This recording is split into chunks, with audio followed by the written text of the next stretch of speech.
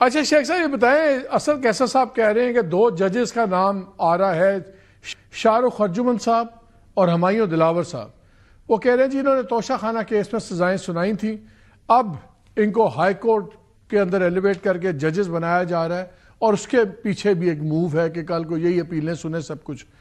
یہ زیادتی نہیں ہے تھوڑی سی کہ پہلے ہی ابھی کوئی جج بنا نہیں ہے، پہلے ہی کنٹروورسی شروع کر دیں؟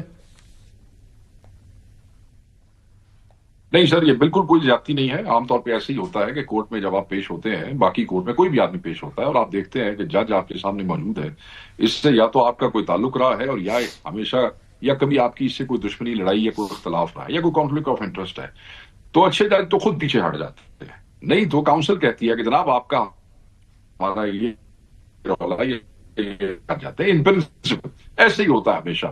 میں یہ سمجھتا ہوں کہ ایسے ججز جو کانٹروورشل رہے ہیں، جنہوں نے ہمارے خلاف بالکل فیک، فیبریکیٹڈ، کمزور، ضعیف کیسز کے اندر سزائیں سنائی ہیں اور جن پہ ہمیں بہت اعتراض ہے اور ان رائٹنگ بھی یہ چیزیں ہم دیتے رہے ہیں، آن ریکارڈ بھی موجود ہیں، ان کے کوئی ایسے کوئی گولڈن شائننگ کیریئرز بھی کوئی نہیں ہے. یہ بھی ذرا یاد رکھا جائے کہ کوئی بہت ہی آؤٹ اسٹینڈنگ وہ معاملات ہیں کہ یہ جو ہے ان کو ایلیویٹ کر کے جو ہے ہائی کورٹ میں بھیج دیا جائے. ان ججز کا نام لسٹوں میں آنا کہ ان کو ہائی کورٹ کا جج بنا دیا جائے، اوبیسلی یہ الارم بجاتا ہے. تو یہ رائٹ ہے میرا. اگر میں سمجھتا ہوں کہ ایک آدمی میرا مخالف ہے، دشمن ہے، وہ کسی بھی مداخلت کے اوپر کوئی بھی سزا سنا دیتا ہے، تو کیا میرا رائٹ نہیں ہے ایز اے پاکستانی؟ تسی 2 منٹ واسطے پی ٹی آئی نو چھڈ دیو ایز اے پاکستانی.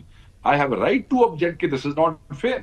اور میرے خیال میں اتنی بڑی تعیناتیاں ہو رہی ہیں، اگر پاکستان کی سب سے بڑی جماعت کا کوئی کنسرن ہے، ہمارے لوگ بھی موجود ہیں نا سر، اس میں اس کمیٹی میں ہمارے لوگ بھی تو موجود ہیں، تو بالکل ہم یہ پوائنٹ ریز کریں گے. ججز کے سی وی ڈسکس ہوں گے جن کو آپ لگانا چاہتے ہیں، ان کے ریکارڈ ہونے چاہیے ڈسکس. تو میرے خیال میں اس میں کوئی بری بات نہیں، اور نہ ہم کسی کو کنٹروورشل کر رہے ہیں. ہم کسی اور کے بارے میں تو یہ بات نہیں کر رہے ہیں، ہم انہی کے بارے میں کر رہے ہیں جنہوں نے آؤ دیکھا نہ تاؤ دیکھا. تو چلو جی، ہم تو ان کی بات کر رہے ہیں. ٹھیک ہے. اچھا دوسرا یہ بتائیں، اب آپ کی 3rd امپورٹنٹ میٹنگ بیٹھنے لگے آپ سرکار کے ساتھ، اور انہوں نے بھی کہا کہ یار یہ تلی پہ طلاق والی بات نہیں ہوگی. آپ کی فائنل انسٹرکشنز کیا ہیں عمران خان صاحب کی طرف سے کہ کیا 3rd کی میٹنگ میں جمعرات کو نہ ہوا تو نیگوسیشنز ختم؟ مجھے 16 کو میٹنگ ہو رہی ہے، ابھی 16 کا آ گیا، نوٹیفیکیشن ہو گیا، 16 تاریخ کو میٹنگ ہو رہی ہے 11:30 بجے.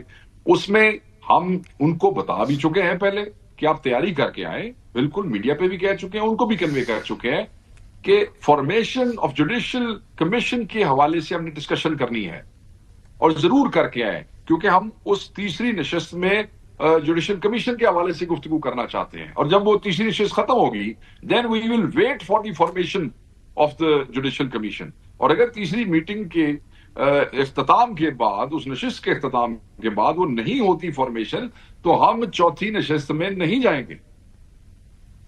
اچھا اوکے. اس بڑی سمپل سی وجہ ہے سر. دیکھیں ہمیں پتا ہے کہ اسیروں نے نکلنا ہے، ایک جوڈیشل پروسیس کے تھرو نکلنا ہے، ضمانتوں پہ نکلنا ہے، کیس کی کویشمنٹ ہوگی، ڈسچارج ہوں گے.